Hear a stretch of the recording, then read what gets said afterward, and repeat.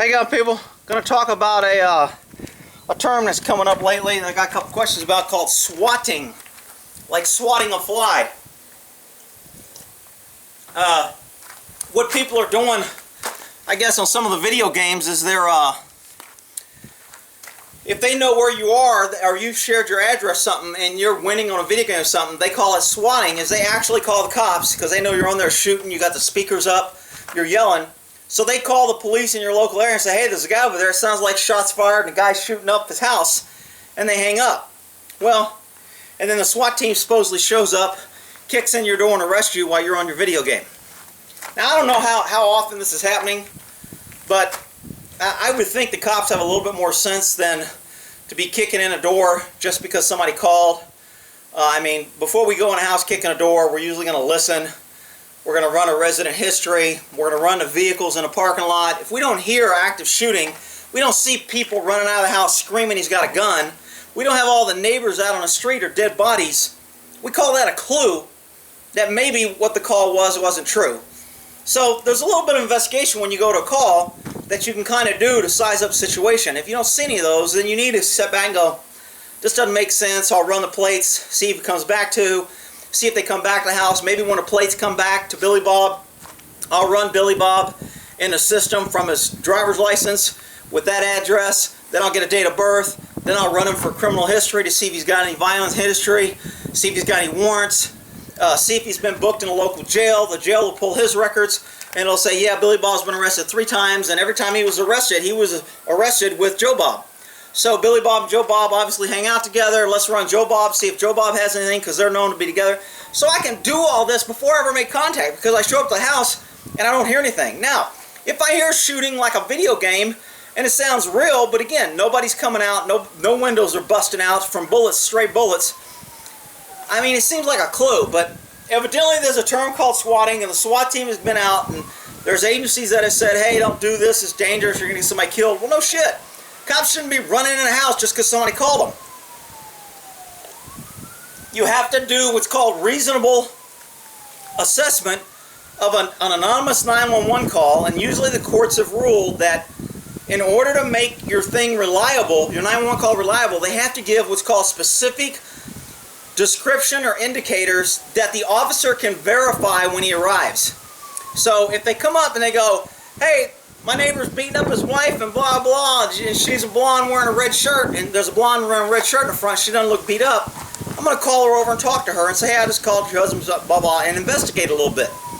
So there's a certain amount of due diligence that I think cops need to do before they're kicking in doors. So these agencies that have supposedly ran out and responded to this and kicked doors because they thought they had an active shooter inside, I'm kind of calling bullshit on the agency for not doing a little bit more freaking investigation before you'll kick in doors. But it's a term, it's called swatting. I mean, in order to get a SWAT team assembled and everything, it usually takes a lot of time. Usually before the SWAT team goes in, you have to set up your inner and outer perimeter. Your inner perimeter contains the suspect and controls the area inside the perimeter.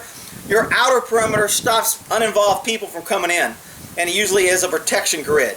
So if I got a house, my inner perimeter is going to be nobody leaves the house or comes in. My outer perimeter is going to be if anyone in that house fires a gun, what can they hit? So whatever they can hit, I need to clear those people out and make that my outer perimeter so nobody can become collateral damage. So before a SWAT team goes in, they ought to have at least a minimum of an inner perimeter. And on that inner perimeter, you're going to be close enough to gather intel. You're going to be looking through blinds. You're going to be looking through binoculars. You're going to be seeing if there's people running, screaming, yelling, talking to neighbors, who called it in. You know, for these people to be calling the police department, all police departments, when you dial 911, your address comes up. So you can dial the straight regular number so your address doesn't come up. They still have a lot of caller ID. I called somebody the other day and they said my name, and I'm like, I've never called you before. How the hell do you know my name? And they go, it showed up on my phone when you called. And this wasn't a police agency. This is some guy who's looking to work on something. And I'm like, holy shit. So there's some phones out there that automatically give your subscriber information from your phone. I use AT&T. Obviously they're sharing, because this was I think this was a Verizon I called, and they go, your name came up when you called me, and I've never called you, you don't know me, but my name came up when I called. So most agencies have caller ID established. There used to be payphones you can go to. Now, you know, if I want to use your phone, if I want to use some dummy, I'll come to somebody, hey man, I'll give you a couple bucks. Can I use your phone? Call my girlfriend. If somebody's going to use my phone, I'm standing next to them, and I want to hear what they're saying. You let somebody use your phone, and they want to walk away over here so you can't hear them, and they're calling 911, or they're calling the White House saying, I'm going to kill the president, fuck you, and then hanging up, saying, okay, hey, guy, thanks a lot. Next thing you know, your house is getting kicked in, and you're getting thrown to the ground, and you're charged with freaking threatening the president. Not that he doesn't need to be threatened, because he's a piece of shit, but if you do it in a stupid way, you're going to get charged, you're going to have a Secret Service come down on you, and they ain't got nothing else better to do than justify more cops. So the more threats we get, the more times we have to spend, the more time we spend investigating, the more government can say, we need more money, we need more manpower, we're too busy, we can't handle everything. So that's how government grows on everything. So, but another topic. So anyway, if somebody's using your phone, make sure you're standing there with them. Same way with the ISP. If you don't have your internet secure so anybody can connect, you kind of got issues. They ought to have a password so you know who connects to your house.